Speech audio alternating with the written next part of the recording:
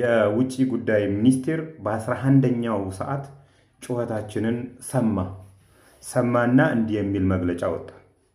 በውጭ ጉዳይ ሚኒስትር ዶክተር ጌዲዮን ጢሞቴዎስ ስም ምንም አይነት የባንክ ውክልና፣ ምንም አይነት የውጭ ሀገራት ስራ ስምሪት ውክልና፣ ምንም አይነት የትምህርት ውክልና አልሰጠሁም፣ ሊሰጥም አይችልም፣ ሚኒስትሩም ይሄን ሊያረጉ አይችሉም የሚል እንትን አወጣ። እኛ እኮ ቆየን እኮ በዶክተር ጌዲዮን ጢሞቴዎስ ስም በዶክተር ጌዲዮን ጢሞቴዎስ ቲተር እና በሚኒስቴር መስሪያ ቤቱ ቻፓ ተጠቅመው ወደ ውጪ ሀገር እልካችኋለን የሚሉ አካላት ውክልና እንደተሰጣቸው አድርገው ህብረተሰቡን እያጭበረበሩ ነው።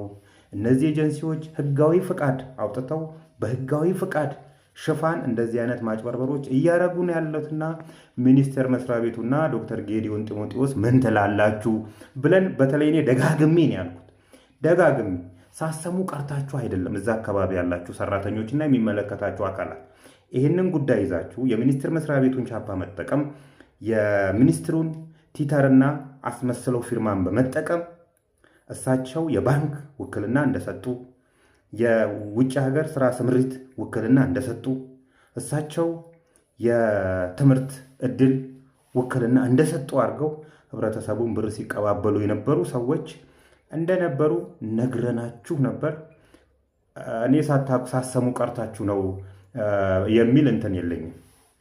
ከነሱ ጋርም ተሞዳምዷችሁ እዛ አካባቢ የምትቀባበሉ ሰዎች ስላላችሁ ነው እንጂ እንላችኋለን። አሁንም ሌላኛው ሚኒስቴር መስሪያ ቤት የሴቶችና ህፃናት ሚኒስትሯን በመጠቀም ዶክተር ኤርጎጌ ተስፋዬ ውክልና እንደሰጠቻቸው በማስመሰል ህብረተሰቡን የሚያጭበረብሩ አካላት አሉ። አንተ ሚኒስቴር መስሪያ ቤት ስማ፣ ይኸው እንደ ማስረጃ ከፈለክ ደግሞ ይኸው አንዱ ይሄ ነውና ስራችሁን በስነ ስርዓት ብትሰሩ። እንደዚህ በእናንተ ስም ወንጀለኞችን እያሳለፋችሁ እናንተ እንኳን መያዝ ባትችሉ ለሚመለከታቸው አካላት በስማችን እየተነገደ ነውና እነዚህ የሚነግዱ አካላት ደግሞ ፍቃድ ያላቸው በስነ ስርዓት ግብር የሚከፍሉ ናቸው።